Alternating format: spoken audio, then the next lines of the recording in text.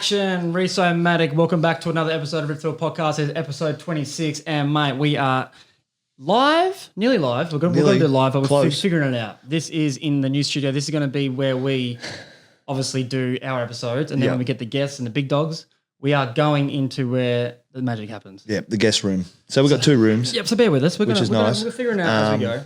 We're still in the works of upgrading here. So just painted that this morning, looks terrible, but we're going to put all that stuff on the wall. We're going to get the jerseys up there. We're going to get lights galore. It's going to be, and we do live streams. I can control it all by this. Look at that. Control it all by that. So we'll be streaming live, all other things. Won't just be footy. It'll be other things as well. So we're excited. It's been a big week. We're tired. Massive week. I'm so tired. We are, I'm just doing this because I want to see how it goes. But we are buggered. We had Magic Round, and for some reason we had a couple of beers. Yeah, a few. Got ahead soju. Yeah. That made me feel absolutely horrible. So yesterday was a write-off, public holiday, whatever. But we are in here today. How was your weekend though?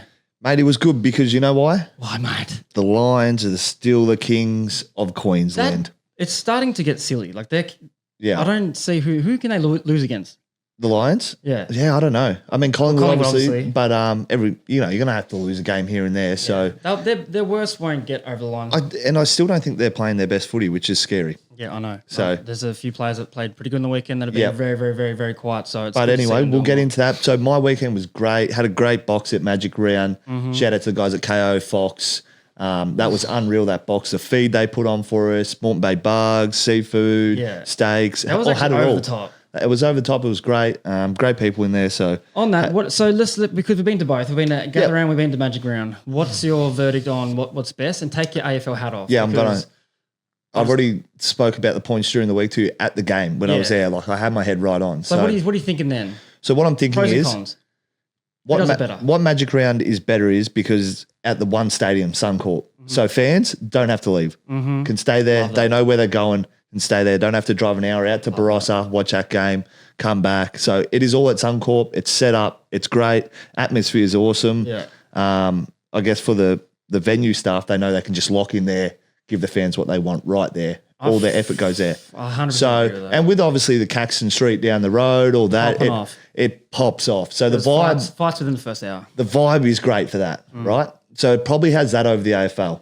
I 100% agree with it. The only thing with AFL is I hate having to get to and from other grounds and you can't make all the games at the right time. You can't watch whatever. Whereas that's one stadium, you can just lock in for the day. You can leave and come back. You can go to the Caxton Street, go to all those festivities and then come back So that's what it's got over it. In saying that, the AFL has only been doing it for 3 years. Yeah, 3 or 4 years. They've got some big improvements to make. Yeah. One is I know like it's a little nostalgic thing going out to the Valley, up into what's it called? The Barossa. Yeah. But it's not it. I don't like driving out. Compared to what Magic Round does, it's you staying at the one venue is great. I loved it. So and I think you don't have to have the headache of trying to get out there, come back. You just get dropped off by your Uber, lock in with your mates, have a beer. You know where you're going to be. It's a good time, and everyone's there. So everyone's there. I'll throw it to you. Is it too good for the NRL? Because we obviously had more numbers at our like the participation and who turned up to the game and all that kind of stuff. We had more numbers over the weekend. So we had 120 more thousand turn up to Gather Round. And like I said, it's been only going for 3 years. That's Adelaide. And Magic Round's been going for 7. So AFL are ahead in that aspect. They're probably making more money. And if you did it in Melbourne or something, it'd be triple. It'd be triple. So, and they could probably just have it at the G and Etihad. They could. I reckon that'd be the go. So it might be the go. But again, this is probably why AFL's trumping NRL. Where's the rank in terms? So the NRL have got Origin, obviously, but that's not really included because that's different. Yeah. So they got Origin, the grand final, and then Magic Round. So I made the point too, this is the NRL's problem. Yeah. Origin is their biggest, and then it goes Magic Round. So their grand final... It's not even top 3. Oh, not top 2. Is not top 2. It's their third best event. We went to the NRL grand final last year, and that was nowhere near as And it might not even be their third best event because of some of the games. The derby games, the rival games. So that's the issue where the AFL grand final day is their best event. Yeah. You know, so... 100%. I think that's where the NRL has an issue. They need to fix that. Because where it's like when their granny comes up, like it's not their best. Like the vibe at Magic Round was so much. We went way better than the granny, which is a problem for mine. Yeah, they don't want it. They shouldn't have it like that. But as you're saying, on Sunday at the Magic Round. It was way better than the grand final last year. Yeah, and then Origin obviously trumps everything, and I reckon is a serious problem for the NRL. Yeah, I think so. But hey, it was cool as shit. Shout out to KO and Fox Footy for putting us on. That was pretty damn cool. But again, I'm sorry, Willie Mason, for having another shot at you boys. But this is why AFL keeps trumping you guys. They're just a bit cleaner around the edges than what you guys are. Yeah, you can just tell who runs who. Yeah, so they're still running. They're still running Australia. But it was really good. It was really good. Well done. Magic Round was really good. So well done, NRL. It wasn't good for the Queensland teams playing it because they both got pumped. They all got pumped, all 4 teams. So It's not great. Yeah. All right, let's get on to it, mate. Now, Port Adelaide forward Willie Rioli has escaped punishment from the AFL and apologised to the Western Bulldogs defender Bailey Dale for warning the defender to be careful leaving his hotel room in Darwin this weekend coming up. So, people, if you haven't seen it, obviously they had a little something on field, some words were exchanged, a little bit of argy-bargy, and then old mate Willie Rioli's just gone, you know what, I was pissed off with that game. I'm going to get on the old Instagram and hit up one of his teammates and say, fucking Bailey Dale, you don't even leave the hotel. Don't you dare leave the hotel. My family will bash the shit out of you. Yeah. Well, we don't know what he said, but it's obviously, it wasn't good. I'm going to say it went like that, but he escaped a fine. But there's uproar everywhere all over the social media that he's getting that. He's getting like let off the chain. Yeah. Which I think it should be. Like, who gives a shit? You can threaten whoever you want to threaten. Well, my thing is, yeah, sure, he should be. Then why is people getting fines for the rude finger? Yeah, don't even talk about the rude finger. I got 2 weeks. Yeah, but why though? Why the rules bend over threatening someone than just doing a gesture? Because he didn't do it on a field, he didn't do it in the public eye. So that's why I'm saying. He didn't do it on field, no one saw it. It's just he messaged someone, and that's he say, she say. Obviously, like the Bulldogs and that have talked to the AFL integrity unit, whatever it is, and he's retracted it and gone, yeah, sorry, man, I was just a bit pissed off with the game. But he didn't do it in front of the cameras, didn't do it in front of the people, so that's why he didn't get a fine. And I don't think it's a fine. Like, it's just like a, man, put your head in a little bit. I don't know. Well, I just, again... I've seen race and everything brought into it. I'm like... the race cards getting thrown around. But the AFL is messy with these rules. Yeah. Everything's very messy at the moment. The whole fucking country. I got literally suspended for doing that to a crowd who was abusive as shit. And then these guys... The Wiz did like this as well. Like, love the Wiz, love the way he plays footy, but it does that. That's obscene gesture. That's what they're getting fined for. Bailey Smith's done double birds. Harley Reid. But again, this is probably for the AFL their number one issue. They need to clean up at the end of the year. Big review. I couldn't give a fuck. Yeah, well, can't be going fining this and then giving one bloke nothing. What's he going to get fined for? You can't be threatening people. It didn't, mate. How many times have I told on the box, oh, you better not do this, you better not go out there, mate. Like, I'll get some people. Yeah, but you don't message them after the game saying, no, I don't care. I don't know about it. If you're going to fine for gestures, then you should be fining for probably threatening people. What is Bailey Dale? Did he feel threatened? Was he scared for his life? I don't know. Well, I don't know, but it's just not a part of the game. Yeah. Oh, I don't care. Like, whatever happens on the footy field, leave it on the footy field. If anything's going to happen, the fucking Port Adelaide Footy Club should do something. Yeah, step in. The AFL. Yeah, for sure. So Port should go, hey, mate.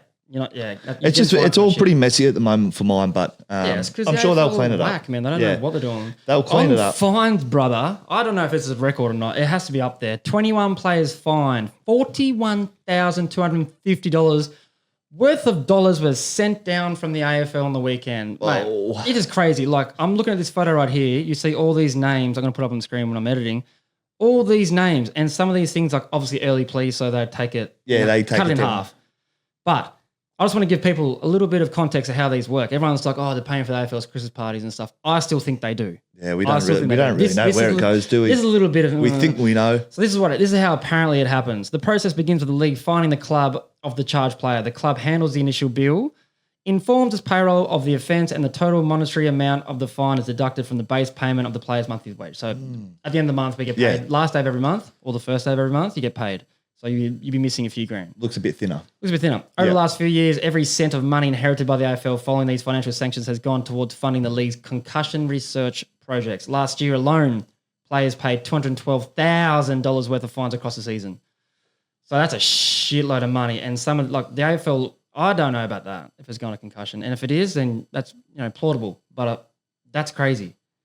I don't understand. It's more than the average person's wage. What just got $212,000 worth of fines, and these fines are fucking bullshit. So in 1 week, it was more than the average worker. Little jumper tugs, they're getting $1,500. We need that a part of our game. They don't need to be getting fined. Yep, 1500. Yep. Yeah, it's like, Watson, fine. Gunston, fine. Quick, fine. Yeah. And then they review, and then is it worse? I reckon it's going straight into the big dogs' bank accounts. But Yeah. whatever it is. They cashed in this week. It's apparently going to concussion, but we still have a big problem with concussion, so I don't really know where it's going. Yeah, I don't know. I haven't seen anything about But that. yeah, But if it is going to the Christmas party, I'd like an invite because it'd be pretty good. It'd be in Melbourne down in fucking... Yeah. Well, they'd be able to Chapel fly us Street down somewhere. and put us in a good hotel, I reckon, with that End kind up of at money. Revolver, had the best night ever. And the rest. So Yeah, well, I just thought that was crazy. I hadn't seen like that many. yeah, well, I they don't think really show it that much in the social media with fines and stuff like course they that. don't. You know, That for is- a whole game. it's the other But people that put it up there. But yeah, I think that's crazy. But you have been in this same similar situation as this bloke right here. We're going to talk about. Yeah. He is absolutely dominating VFL right now for the Gold Coast Suns. It is Brayden Fiorini. Fiorini. I'll say how I want to say it. Like it's a hard last name. Fiorini. Yeah. Fiorini. His stats, like you put up these numbers. Yeah. Past 4 weeks, he's averaging 42.8 disposals, 8.5 inside 50s, 7.8 clearances, 7.8 tackles. Mm-hmm. 2 games in a row. This bloke has put up against the Swans, 34, 8 tackles, 5 goals. Yep. Fucking, I don't care what level that is. Like Yep. it's hard to do on the shit kickers. Very. Against the Lions on the weekend, 47 disposals, 11 tackles. And they didn't get over the line with a performance like that. They lost by 3 2 snags, points. mate. But you know what I'm thinking, like, how is he not getting a game? And on the weekend, they would have gone pretty handy to having him in there if he couldn't do that kind of shit in Yeah. AFL, which you can't. You can't go, like, you can't put up those numbers. That's like, Yeah, it's Brownlow. That's like, Lee in your Matthews pocket. type shit. Yeah, it's Brownlow in your pocket. but the Lions on the weekend out-disposed the shit out of the Gold Coast. They couldn't get their hands on it. Yeah, they It was couldn't. 373 to 329 disposals. It was evident at the game too. I Yeah, watched it. you And were. I like going to games to watch them, but it's harder to really understand when you don't have the close-up version. You see the game unfold a bit better, Yeah. but it's harder. Like when the TV, you get the commentary, you get the close-up version, you know who's going well, the live stats come up, Yeah. whatever. But it was actually evident that Lions were dominating the ball use. possessing the shit out of So, it, ball in yeah, hand. and even early on, like the scores didn't really represent that, but you could tell the game was going to Low scoring affair. yeah, but, bit of the weather conditions as well involved in that, but they seem to have dominated that Yeah. game, the Lions. You could tell. Yeah. You could tell. Yeah. All right. Well, I've got a couple of questions for you then. Yeah. You were in similar situations. You were putting up 40s most weeks, like dominating. Yeah. What is your word of advice for Mr. Brayden? And we'll be honest, you end up not getting any more contracts, so that's Yeah. not great for him if he's thinking along those lines. But he can't do anything more. No, Like, that's like you the best can't. numbers you can ever put up. So obviously his attitude's pretty good. It has to be if he's putting up those numbers. Yeah. So that was the number one thing. My attitude had to be good. Yeah. Because if I was sooking it up and I'm not playing already, it's Yeah. like, well, you're not going to get in sooking it up. It's Yeah. just you've got a get to poor work. attitude. The coach won't like that. But it is just to get back in there and keep doing that week in, week out and give your coach no option to finally play. put you in. And I mean, my struggle was I had Lockie Neal in the midfield. I had Josh Dunkley, Hugh McCluggage. So it was like, when do I get my chance? Yeah. So, and it might be the same for him. I'm trying to figure out what he's not doing right to get in there. I know there's they're on ballers, their main three. Yeah. It's obviously Anderson, Rowell, and Miller. You got Flanners in there playing probably his best career season to date. How does he get into the team? And does he have to he might not have any other strings to his bow, so he might not be able to play like as a permanent forward or half forward, whatever Yeah. it is. But he's kicking goals the last couple of weeks. But the other guys I'm thinking is like Butterick, Swallow. Butterick had 9. Swallow had 1 goal, 8 disposals. Graham had 11 disposals. Ainsworth, 1 goal, 12. Holman, 12 disposals, 8 tackles. So, Surely he can just get in front of them. yeah. So what I don't really know because I don't know why he's not getting picked. You'd be thinking he's at least should get a chance. But what I would say is it's important to have a second position. Yeah, 100%. So if you can lock into that second position and actually perform in it, then there's probably your next way into the team. Every player needs it. Everyone needs it, Unless you're a specialised especially gun. if you're on the fringe Yeah. and you're in, out. If you can lock in a second position where we go like, no, he's ahead of him for this position, Yeah. then that's your other way into the team, Yeah. which can be really hard Yeah. because I just wanted to play midfield and I knew that wasn't realistic for the Lions and it might be that he might be the same. Well, I'm trying to figure out because his career averages is 20 disposals, like 3.5 tackles, a few clearances a game. That's not bad. No, but then and on the other hand, it is He's a 103 game player, maybe you 27 have years to- old. Should he be worried? Like, well, do you reckon other teams are seeing maybe this going? maybe you have to go like, righto, I need a new start at a new club, fresh set of Definitely, eyes, and definitely. players become better players. Like we've seen that over time. Yeah. We've seen that with friends of ours. Seen it. Benny Keys did not get a chance, and he's a star. Ingy, the same. You know, like they just couldn't fit into a pretty stacked team. Yeah. Or just what the coach was looking for at the time. So they're not that stacked though. So no, they're not. But they got like 4 or 5 players who can play in front of them. But they're winning as well. Yeah. Until the weekend, they were winning. Maybe he doesn't adhere to team structure. Maybe he doesn't defend. Maybe so there might be something like that. But for him, I'd just say keep the attitude, lock into a second position. There's 3 or 4 players in that team that he can. Those stats. Yeah. Are way better. I'm sure we'll see him get his chance soon. But if not, it's probably time to move on. And when he gets his chance, fucking take it, mate. Yeah, that's it. So that is an interesting one when you see players dominating the VFL and why they're not playing. Yeah, and what was Fage's message to you? Because you were putting up high 30s, 40s every week. I think you played 8 games and you got like still in team VFL of the year. Yeah. It was just, to be honest with you, the midfield coach and Fages just said, keep doing what you're doing. Can't do it anymore. Like they're winning games. We can't fit you in. You know, you sub here and there.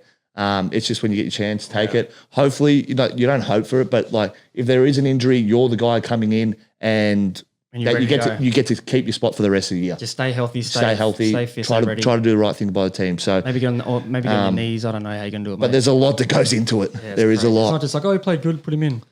All right, my guy. It is announced. I think it was announced a couple of days ago, or maybe even yesterday. AFLW season 10. Ooh, I haven't seen much on this. I haven't seen anything. No, it is back. It is August 14th. The Blues play the Pies at Icon Park. Now it's kind of weird because the Blues finished 14th, Pies finished 18th, so they're a couple of shit teams. But obviously their supporter base is the biggest going around. So that's why it's a good way to start it. That's why they put them there. Well done, AFLW. So yeah, they had 2 seasons in 2022, so that's probably why it's 10 seasons because it's been 8 years. But hopefully they put a little bit more into it because I didn't even know last year what the fuck was going on. No, I know. It was like zero marketing, zero anything. And to be honest, my attention span's not even that broad, so I don't really care anyway. So. But hopefully they have a big breakout this year. I see there's a few floating fixtures for the AFL towards the back end of the year, around 22, 23 and stuff. So I think they might do a couple curtain raisers. So that could be something cool. That would help them. The curtain raisers would definitely help them. 100%.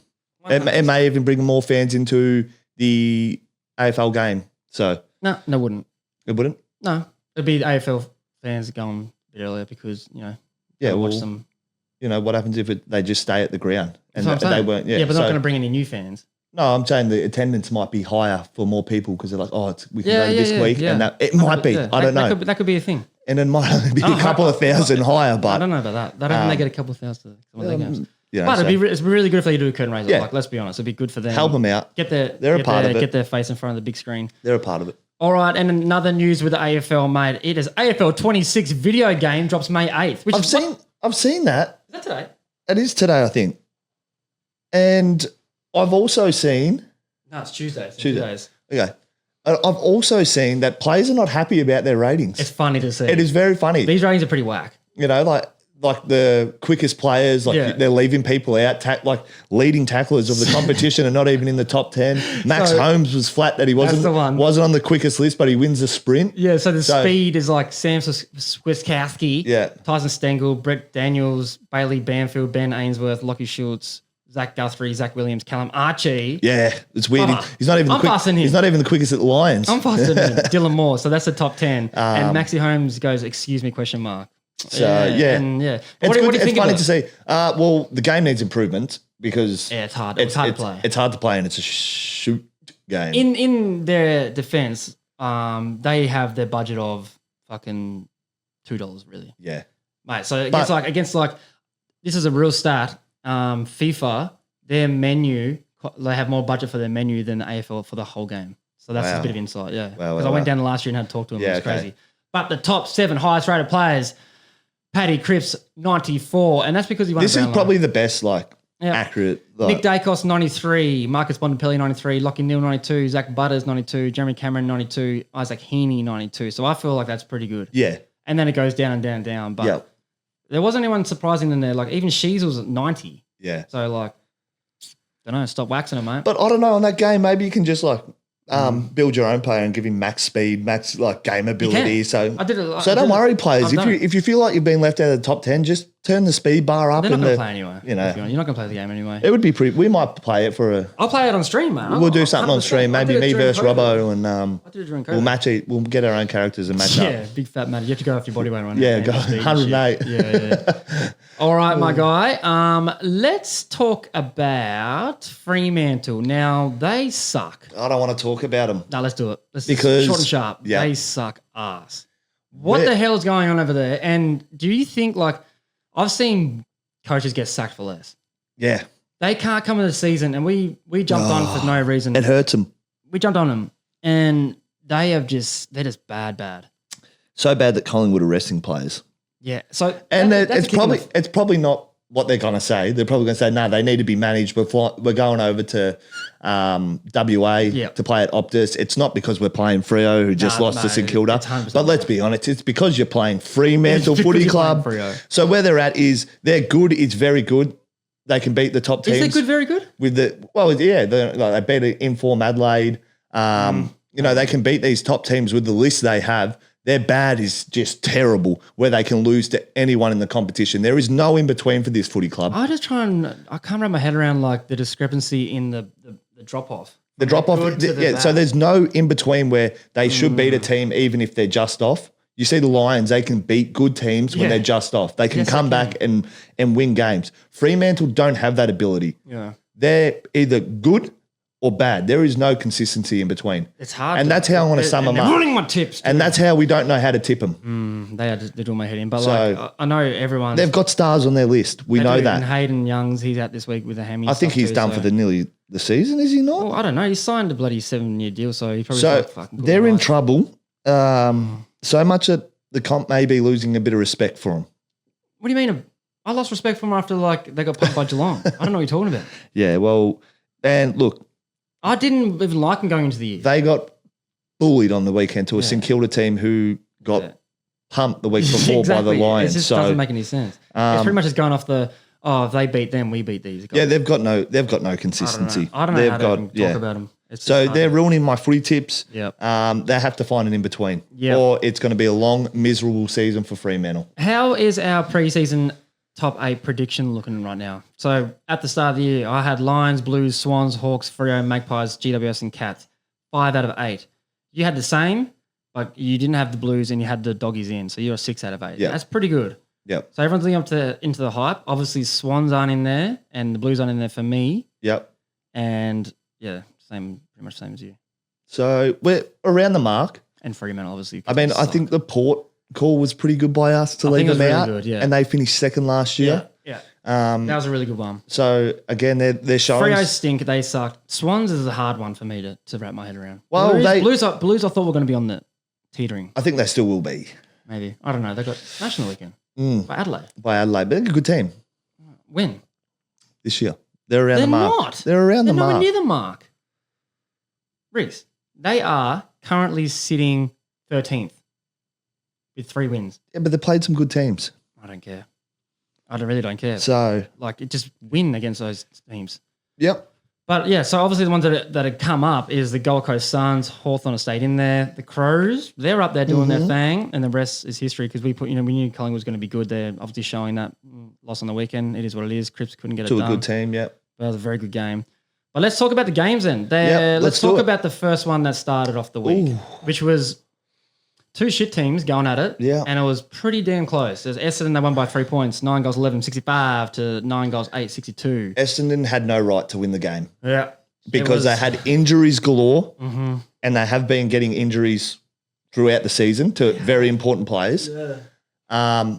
North Melbourne, you guys have got to find a way to win. And I don't know. Well, they're not at the level yet when they can start practicing that training. You guys are so close to winning a game and you let the best player on the field, Zach Merritt, do whatever he wants in the last quarter and just go, that's all right. Yeah. We'll cop a loss. Yeah. Someone go stand with him. Yeah. He's standing in the back line by himself getting chipped side to side. Their best ball user. He's doing a sheezel. Put someone on him. I don't know if it's a coaching decision. Are they, we don't tag because we want our players to learn for himself. I'm sorry, you're so close to winning a game of footy. Go stand on the best player. I'd say about 3 games this year they've shit the bed yeah, they have. Last little bit. They don't know how to win yet. It's hard. It's hard to watch, and it's because I know they can do better. Well, they're putting themselves in a position to win, but just not like putting the cherry on top. Well, how long's Clarko been there for? 2? This is his second, I think. Yeah, so second or third. Look, in an ideal world, he would have them practicing this shit at training. In the preseason. He's a genius. Yeah, in the preseason they'd be doing this. We did it at the Lions when we lost. I think we lost 5 close ones or 6 close ones when we finished with 5 wins. We lost 5 close games. Yeah, we started practicing that shit. I will go as far to say as this: if Clarko had to put someone on Zach Merritt from the start of the fourth quarter to the end, they win the game. All they had to do was just go, "Hey, young bloke." Yeah, and they do it. Who would you have chucked on? I would have gone. I would have gone Dersma. Well, they have Powell, who plays in the middle. Yeah. And he tags. Well, what the fuck was he doing? I don't know. He was racking them up. He had 28. So he was thinking about, and he had 9 tackles. He had a really good game. Well, just go put him on him for the last quarter and say, do a job for us, mate. Hindsight's crazy. I know, but come on. You're in a game. Yeah, he's their best player. Yeah. I think he had 11 touches in the last quarter. And you can see that happening early days. And you just lose. You can see it happening early days. If he has 2, you probably win the game. It's it was hard to. I only watched like the last little bit because I saw that it was going to pop off. But North are just they're that close to winning a couple, but they just can't. No, they don't have the ingredients to make that humble pie of a win. So well done to Essendon. They had no right. Yeah, and North came. They came to play. Yeah, they came. All right, let's talk about. Let me throw this to you. Collingwood and Geelong. Cats. Oh my God, I was erupting on the couch. My girlfriend's in bed. I'm erupting on the couch. Yeah. She was telling me to shut up. Now this game, like the last little bit of this game, you said whatever you do, Robo, just watch the last 8 minutes. Because I knew you might not have been watching. I wasn't watching, and I know that's my job. A part of this is to watch and put the hours in. But it's the best finish we've seen all year. It could have been better if you're a maybe even like for a game better than any finish sort of. It had the miracle on grass type shit at the end. Oh my God. For Collingwood to even get themselves back in a position to win the game was just crazy. And it was like 20 seconds last, centre bounce. They get a mark inside 50. Marked that. Good mark too. And it was a fairy tale. It could have been a fairy tale ending. For the most games consecutively played. 250. For him to get a mark on the siren and have a shot. And then... You couldn't script that. No, you can't. Like, he would have been going... You have to write that in a book to be able to believe it. Like, you needed some form of luck on your side to get that many games in a row, but obviously he's a professional and gets the shit done. But to have that shot and to not get close to the goal was probably the hard thing. You knew straight away. He's like, yeah. So 82,000 there, very good attendance, but for a game, holy hell. And then you've got the Geelong captain, Patrick Dangerfield, who is just in some incredible form. He's a raging bull at the moment. He is a raging bull, and I think that is because he's spending more time forward. So his energy output, when he gets the ball, he's aggressive, he's hard, he can burst through. He won Geelong that footy game. Bailey Smith was amazing, but when push comes to shove, their captain stood up. Big danger. Yeah. I reckon since the Adelaide game, that's when I've started noticing him doing this. He's so scary to have at full forward. It is scary. He's just a thick boy. And now I think because everyone's seeing like he's breaking tackles, he's going to see that and he's going to like, all right, now when I get the ball, I'm expected to run through people because everyone's thinking just do it. He's just doing it. Get out of his way. Yeah. It was one of the game, like obviously game of the round. I thought it would have been a good game, not that good. It's him and Cam Rayner are the hardest people to tackle in the AFL. That's true. That big thick motherfucker. No one can hold him. What do you think of Bailey Smith's comments after the game and the backlash that he got? I like it. And also the Bont having a little cheeky dig back. I like this. I think Bailey Smith. This is the comments we want to see. Yeah, this is it's like boxing. Yeah, you know really how they have the face off and they talk. Yeah. Blah blah blah. This is like what we want to see as fans. It's good because now I'm ready to watch Bulldogs versus Geelong. Around 11. Yeah, I'm ready to watch that. It couldn't come quicker. Wow. So this is for fans. This is what we love to see. Yeah. It was actually pretty funny. Like off the top of the dome. Fine. After a heated game, like to have that in the bank. Yeah. Love it. I love it. It's better than trying to get out of Ballarat. This is the entertainment we haven't had for footy for years. Bontempelli could have had a better comeback. It was a very professional one. Yes. Well, he's a captain. It's good to see you're still thinking about it. So, he's a captain. You know, he's got some stuff to. But this is a part of the game that's growing, and I'm loving to see it. It's good to see. I love it, and I'm thank God for he's doing it because he can back it up. He can walk the walk, mate. He can't do no wrong. And I picked him for he's going to be the recruit of the year, and. Oh, someone's knocking on the door though for that as well. Who do you think is knocking? The St Kilda guy from Bulldogs. Jack McRae. Brother. He's putting up some serious numbers. He's doing but that game was unbelievable. Yeah. Which thank you Geelong, because that meant Brisbane finished on top now. So I'm very happy. Yeah. And I showed it all over the Instagram. So you did. Now, bit of a fanboy moment. But now the Battle of the Bridge, we thought it was going to have spot fires everywhere. We said this. And it did. It was Sydney Swans victorious, 87-73. They won by 14. And this is why we've given them a chance. We said by round 12, we need to know. We need to see a couple of big wins and get a few on the road. So the Giants have lost 3 now on the trot. I don't know if they're that scary anymore. Well, that hurts. They are scary. Are they getting figured out? I think so. Are people figuring them out or what? I think so. Losing 3 in a row, either that or they're just having a bad patch. Yeah. So I think this game solidifies Sydney that, okay, we might have been going a bit shit. Big Coxie's hasn't had the best start. But we can still win. We can still win against a good team. Yep. And they've had the wood over GWS every now and then. So I feel like this game was always going to be either, like it was going to be a close game regardless. Yeah. But there was a lot of shit going on at the start of the game. There was some 3-match suspension from Lewis Melican. Buss. Leveled him. Good night. See it. He had a big claret coming off, and he kept so again, he 3 weeks for that, and then 3 weeks for our mate Paul Curtis. It just makes no sense. Again, Big Stringer kicked 3 goals. He's starting to feel himself a little bit. The package. Yeah. Jesse Hogan had a quiet 1 goal 3, but like I think it's always look at their midfield. Like Tom Green's had 34, Callaghan's had 33, Callahan's had 33, Ash 29. If you read those stats out to me and I didn't see the score, I'd have said GWS would have flogged them. Yeah, but with those players doing that, they do it. They have that every week. So I think it was really good for Sydney to get that win. It might get them going. This might be the one that gets them going. You would hope so because they are currently sitting 14th. But I'm glad we said give them a chance because. By round 12, I'm not writing them off. No. They have pride. They made a green last year. They're not terrible. No. They've had a lot of injuries, interrupted season so far. They'll get on a roll. It just depends where and when. They were aggressive. They look like they come to play. And we can talk a little bit about Brisbane Lions Gold Coast. I feel we have to because it was the biggest lead up to the Q clash. Did it live up to the expectation? Yes. It did? For mine it did. Okay. Because Brisbane continue to do their thing, as they always do against Gold Coast. But Gold Coast seem to make a big deal about this game, whereas Brisbane, we don't.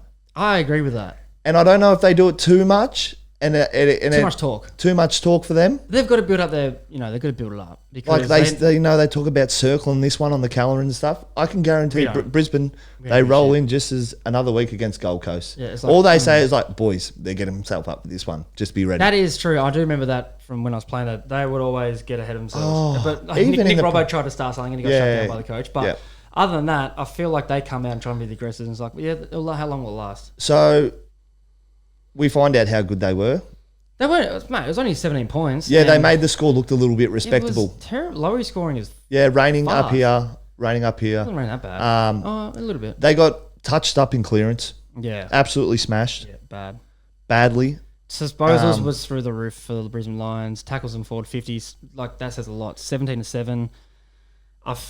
So they kicked some junk time goals, which makes them look more respectable. Yeah, didn't really represent what the scoreline was or how the game was played. What about the 2 brothers? The 2 brothers, Ashcroft boys, dominated. Wow. They win the medal. It was bound to happen at some point. But like it was bound to happen. Both of them pushing for it. Pretty good. So Will Ashcroft's obviously won. He's had 34 disposals and that's about it. Probably had like 8 clearances or some shit. Levi, he had 29 and 3 tackles. Pretty much the same stats. Pretty much getting up there for the Rising Star Award as well. Year, my guy. So Charlie Cameron kicks 3 goals. Yep. Finally gets back on the board after 3 weeks. He does a post. He hasn't posted since February into the post. So he's feeling himself if he can get firing, that's another weapon that the Lions have. It'll be great for them to have him. So they're tracking nice. Like I said, Dizzy doing kicking a goal? He's just slotting back into the team nicely. But they're tracking nicely. Like I said, I know for a fact that they're not playing their best footy. Yeah. You know what's funny to me? All the media and people are starting to kick up a stink because they won that medal. Ashcroft won the medal. And then, what comes into discussions again? Is the academy fair? Is all this fair? Mate, what about the Dacos brothers, the Collingwood? No one goes on about that. suddenly we have 2 guns, and it's how dare these academies Sorry get for all being that. good father-son prospect. I do hear that the draft is going to be pretty heavily compromised with all these academy sons and. All that I don't really like the draft for people looking into that stuff for that reason. It is what it is. You get drafted, you don't get drafted. If people could have bid on Ashcroft brothers at 1-1. No one did. Yeah, they're being nice. They let it slide. They didn't want to waste a little something. So that's on them. But that was the game. Yeah, it was good to see the Lions get the job done. I said they were going to win. Obviously, I go the Suns. I just knew that they weren't going to win, but I thought, it was going to be close. You never know. Yeah. Well, I don't know. So now, how good are the Suns playing? Because they've versed some pretty average teams. That's what I was saying. And in the lead up. You can only play what the fixture gives you. I understand that, but then do they get found out when they play a good team? Well, my man, next 2 weeks they got the Doggies at home on a Saturday, and then the following week they got the Hawks on a Thursday night. Okay, so this 3 week, so they've been given a prime this time. 3 week period will tell us where they're at. So Brisbane, no, if they didn't beat them. If they go, then it's like they're going to finish top 8, but they're not going to do anything when they get there. Yeah, so we'll find out how good their team is. Yeah, because they got bullied. Yeah, they got touched up. Well, they just couldn't get their hands on it. We're just a bit more experienced and more talent across the field. But other than that, 17 points, that's pretty close. Obviously, junk time goal, whatever it is. But I thought it was closer than I expected. But Brisbane remain on top of the ladder. Who they got next couple of weeks? They've got North in Hobart. So pencil that's a dub, and then they've got Demons. Probably win. Yeah, up here. Yeah, and then they've got motherfucking. Who they got? Where's their name? Where are they? They got Hawks. Okay, that's a good one. So MCG, so round 11. MCG, Hawks. So they're going to go win-win. That's a good game to watch. Yep. That's a headliner game. It is now actually afternoon. Who cares? But I don't see them. They're just going to be right there. They're going to be there. Yeah. Who did you say grand final side of the year? I said it would be Brisbane GWS. You did. I think I said Colton and Collingwood. But we're shaping to, could be, like we said the other week, it could be a Collingwood-Brisbane grand final, which will be crazy. Yep. All right, my guy, that is episode 26 on the Rift podcast. Now, this is the suck and see type episode. Yeah, it was short and sharp. We've been under the hammer a bit, like with the Magic Round stuff, and then trying to get our new studio set up. You should see behind these cameras, there's shit everywhere. The guest room is amazing here. Yeah, I can't wait till I do this. It's unbelievable, but we're in the process of doing our own private room up here. Yeah, I promise to you and the fans, we will have a live episode next week, and we want you guys to come along because we're doing something pretty cool, and we're going to be answering questions. And answering questions, and then we'll evolve into some pretty cool giveaways for you guys. We've got a couple of spawnies coming on board, so look out. But yeah, episode 26, we're going to start getting guests on soon. Bear with us. We're nearly there. It's going to be Mickey Mouse soon. It is. So we're in the transition process, but thanks for listening as always. Yep. We'll be back with our round preview. That'll drop Thursday. Yeah. So hang around. Some big games this weekend, and we've got some shit to say. So we'll see you soon. Peace out.